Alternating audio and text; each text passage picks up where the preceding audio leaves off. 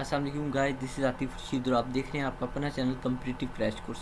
Hope so guys जहाँ भी होंगे आप खैर ऑफियत के साथ होंगे। तो गाइस बिना टाइम वेस्ट किए चलते हैं आज के लेक्चर की तरफ, जिसमें हमने डिस्कस करना है एक स्कॉलरशिप के बारे में। तो आज की हमारे पास स्कॉलरशिप जो है वो है दिया पाकिस्तान स्कॉलरशिप। दिया पाकिस्तान एक चैरिटी ऑर्गेनाइजेशन है पाकिस्तान की, जो कि 1988 से सर्व कर रही है। चलते हैं इसकी बेसिक इन्फॉर्मेशन की तरफ। तो ये जो स्कॉलरशिप है ये ऑर्फन स्टूडेंट्स के लिए है, डिसेबल्ड स्टूडेंट्स के लिए है और तमाम डिज़र्विंग स्टूडेंट्स के लिए है। डिज़र्विंग स्टूडेंट्स में इसमें तमाम वो पुअर फैमिलीज़ आ जाती हैं, वो वाले स्टूडेंट्स जो पुअर फैमिलीज़ से बिलोंग करते हैं वो इस स्कॉलरशिप के अंडर आ जाते हैं। तो इसमें क्या है कि जो भी स्टूडेंट बैचलर करना चाह रहा हो, मास्टर्स करना चाह रहा हो, तो वो इसमें अप्लाई कर सकता है। कोई भी स्टूडेंट अगर एमफिल या पीएचडी करना चाह रहा हो तो वो अप्लाई नहीं कर सकता। आल्सो इसमें ये है कि कोई मैट्रिक या इंटरमीडिएट करना चाहता हो तो वो इसमें अप्लाई कर सकता है। वो ये है कि मैट्रिक और इंटर के लिए वो अपने स्कूल की तरफ से अप्लाई करेगा।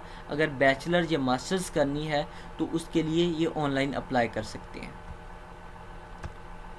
ये इसका जो एलिजिबिलिटी क्राइटेरिया है कि जो भी स्टूडेंट हो वो उसकी नेशनलिटी पाकिस्तानी ही होनी चाहिए, पाकिस्तान का स्टूडेंट हो। वो जो स्टूडेंट इनरोल्ड हो, जिस सेक्टर में पढ़ रहा हो, वो लाजमी गवर्नमेंट सेक्टर होना चाहिए या कोई भी सेमी गवर्नमेंट सेक्टर हो जिसमें स्टूडेंट करंटली पढ़ रहा हो।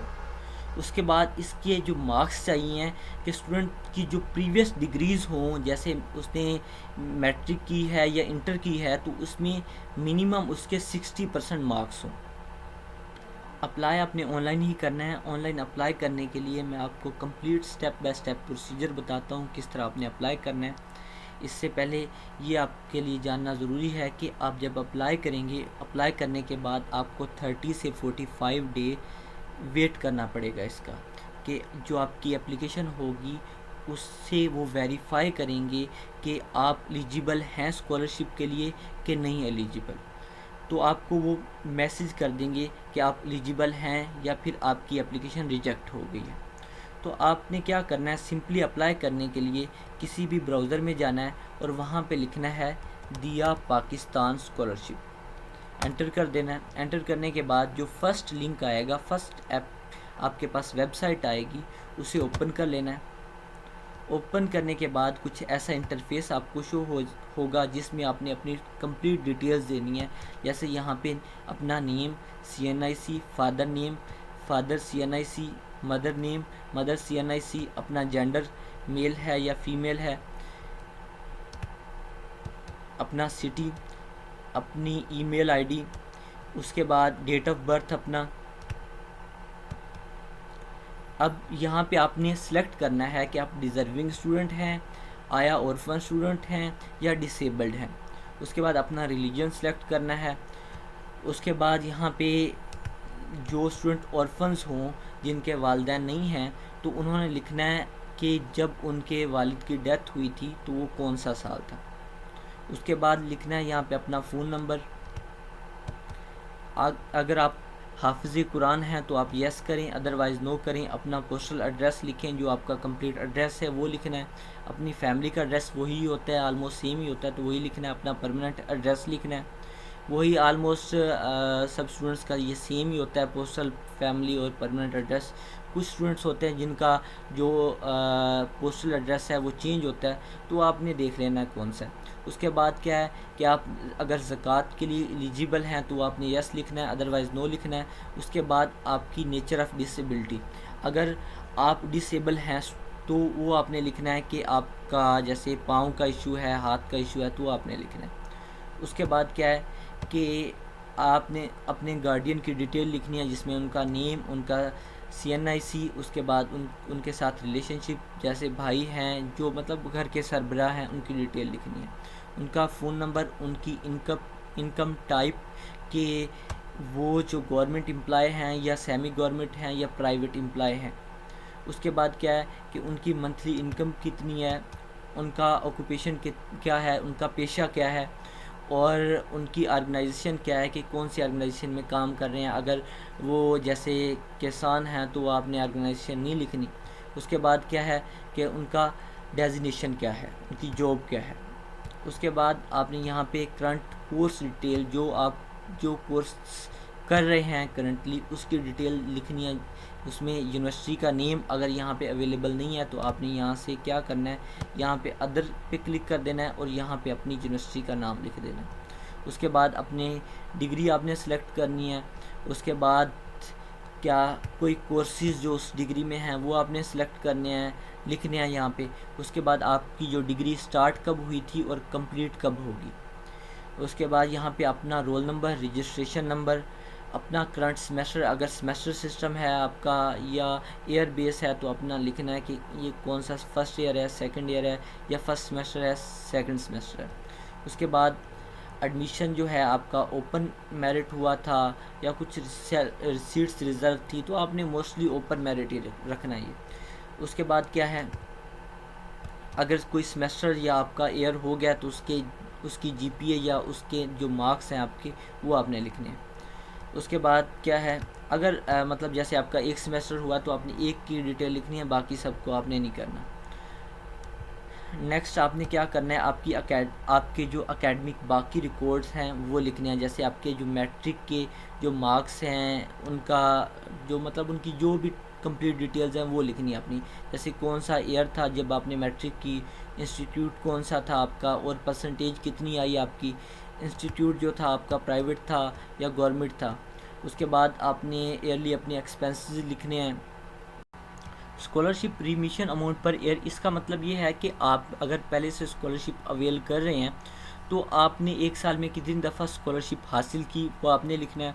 उसके बाद आपने नेक्स्ट फिल करना है। इसमें क्या है कि अगर आपने इंटरमीडिएट किया है तो उसकी आपने डिटेल लिखनी है। जैसे कि मैंने आपको पहले बताया है कि अगर आप बैचलर करना चाह रहे हैं या मास्टर्स करना चाह रहे हैं तो आप ऑनलाइन अप्लाई कर सकते हैं। अदरवाइज़ अगर आप इंटर के लिए या मैट्रिक के लिए आप स्कॉलरशिप हासिल करना चाह रहे हैं तो आप अपने स्कूल या अपने कॉलेज के थ्रू अप्लाई करेंगे। तो आपने क्या करना है, ऑनलाइन अप्लाई करना है तो आपने अपनी मैट्रिक की डिटेल्स देनी है, आपने इंटर की डिटेल्स देनी है, उसमें अपने कंप्लीशन ईयर, अपने इंस्टीट्यूट का नाम, अपनी जो परसेंटेज है वो लिखनी है, इंस्टीट्यूट टाइप प्राइवेट है या गवर्नमेंट सेक्टर है, उसकी एक्सपेंसेस कितनी है, और अगर आप स्कॉलरशिप अवेल कर रहे हैं तो आपने कितनी दफ़ा स्कॉलरशिप ली एक साल में। उसके बाद क्या है, अगर आपने बैचलर किया हुआ है तो बैचलर की कंप्लीट डिटेल लिखनी है, उसके completion year, institute name, percentage, institute के टाइप, अपनी ईयरली एक्सपेंसेस, और अगर आप स्कॉलरशिप पहले से अवेल कर रहे हैं तो आपने कितनी दफ़ा स्कॉलरशिप अवेल की है वो लिखना है। नेक्स्ट है एजुकेशन एक्सपेंडिचर्स। इसमें तमाम अखराजात आ जाएंगे जो आपकी करंट स्टडी के हैं, जो आप करंटली पढ़ रहे हैं उसके तमाम जो अखराजात हैं वो आपने यहाँ पे एंटर करने हैं। इसमें क्या है कि आपकी ईयरली ट्यूशन फ़ी क्या है, आपकी हॉस्टल फ़ी क्या है, आपके मैसिंग एक्सपेंसेस क्या हैं। मैसिंग एक्सपेंसेस में आ जाते हैं आपके जो भी खाने पीने के अखराजात, आपने यहाँ पे टोटल एक्सपेंडिचर्स लिखने हैं। उसके बाद क्या है कि आप अगर स्कॉलरशिप पहले से हासिल कर रहे हैं तो वो यहाँ पे अमाउंट लिखनी है कि इतनी स्कॉलरशिप मैं हासिल कर रहा हूँ पहले। अगर आप पहले 25,000 से ज़्यादा स्कॉलरशिप ले रहे हैं तो यहाँ से आपको स्कॉलरशिप नहीं मिलेगी। आप अगर स्कॉलरशिप कहीं से भी 25,000 से कम हासिल कर रहे हैं तो आपने यहाँ पे लिखना है ऑर्गेनाइजेशन का नाम जो आपको स्कॉलरशिप दे रही है।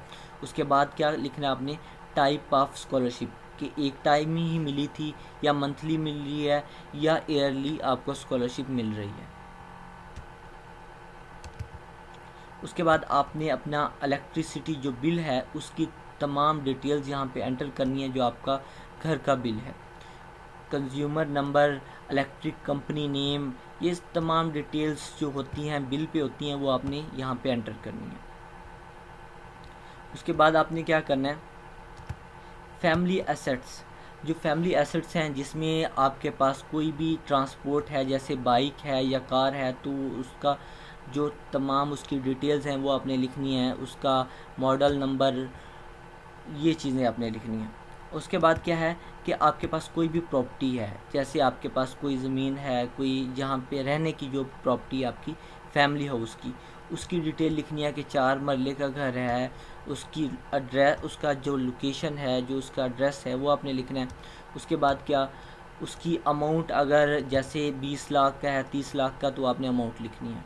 और बाकी अगर आपके पास प्रॉपर्टी टाइप, अगर आपके पास कोई शॉप है तो उसकी आपने डिटेल लिखनी है कि कितने महल्ले में शॉप है, उसका एड्रेस क्या है, उसकी लोकेशन क्या है, उसके बाद उसकी अमाउंट ऑलमोस्ट कितनी है। अगर आपके पास कोई और रेजिडेंशियल प्लॉट है तो उसकी आपने डिटेल यहाँ पे लिखनी है, कितने मरले का है, क्या एड्रेस है उसका, और उसकी मार्केट वैल्यू क्या है, उसकी प्राइस क्या है। उसके बाद आपने अपने सिबलिंग्स की डिटेल देनी है, जैसे आपके कितने ब्रदर्स हैं, कितनी आपकी सिस्टर्स हैं, वो आपने लिखना है यहाँ पे, और उनकी ही नीचे डिटेल देनी है कि उनका नाम क्या है और क्या स्टडी कर रहे हैं या एम्प्लॉय हैं या घर में ही रहते हैं। उनकी क्लास लिखनी है, उनकी एज लिखनी है, और अगर वो बिज़नेस कर रहे हैं तो वो लिखना है, अगर उनकी कोई इनकम है तो वो यहाँ पे लिखनी है। इसी तरह तमाम अपने सिबलिंग्स की डिटेल लिख लेनी है। यहाँ पे मैक्सिमम 5 दी हुई हैं तो आपने 5 की डिटेल यहाँ पे एंटर कर लेनी है। उसके बाद क्या लिखना है कि अगर आपने कभी भी कोई लोन लिया हुआ है तो लोन की डिटेल लिखनी है कि लोन आपने कहाँ से लिया और क्या है, लोन किससे लिया। जैसे किसी बंदे से लिया है तो उसके साथ आपका रिलेशनशिप क्या है, या फिर बैंक से लिया है तो वैसे ही आपने लिखना है कि बैंक से लिया है, ठीक है। नो रिलेशनशिप और कॉन्टैक्ट नंबर वगैरह तमाम लोन की डिटेल्स आपने यहाँ पे एंटर कर देनी है। उसके बाद अगर आपके कोई और एक्सपेंडिचर्स हैं या कोई और आप ऐसी बात करना चाह रहे हैं कि जिससे आपको लगता है कि वो आपको स्कॉलरशिप देने पे मजबूर हो जाएंगे, आपको स्कॉलरशिप देंगे, या आप कोई ऐसी इन्फॉर्मेशन आपके पास है जो आप चाहते हैं कि आप एंटर करें, तो आपने यहाँ पे वो इन्फॉर्मेशन आपने लिख देनी है। उसके बाद आपने सिंपली अप्लाई पे क्लिक करना है। अप्लाई पे क्लिक करने के बाद आपने 30 से 45 डेज़ आपने वेट करना है अपनी स्कॉलरशिप का। आपकी एप्लीकेशन वेरीफाई होगी। वेरीफाई होने के बाद आपको ये बता देंगे कि आया आप इस स्कॉलरशिप के लिए एलिजिबल भी हैं कि नहीं। अगर आप एलिजिबल होंगे तो वो आपको कंप्लीट प्रोसेस बताएंगे कि ये इन्फॉर्मेशन हमें चाहिए आपकी मज़ीद, या फिर इस प्रोसेस के थ्रू आप अपनी पेमेंट वसूल कर सकते हैं। इसके बाद मज़ीद यही प्रोसेस था कंप्लीट इसका। अगर आपको कहीं पे इशू होता है तो आप कमेंट सेक्शन में कमेंट करें, मैं लाजमन आपका रिप्लाई करूँगा। मज़ीद इस तरह की वीडियोस को देखने के लिए चैनल को लाइक करें, सब्सक्राइब करें और बेल आइकन को प्रेस कर दें ताकि आने वाली वीडियोस का नोटिफिकेशन आप तक पहुंच सके। मिलते हैं नेक्स्ट वीडियो में, तब तक अपना ख्याल रखिएगा। अल्लाह हाफिज़।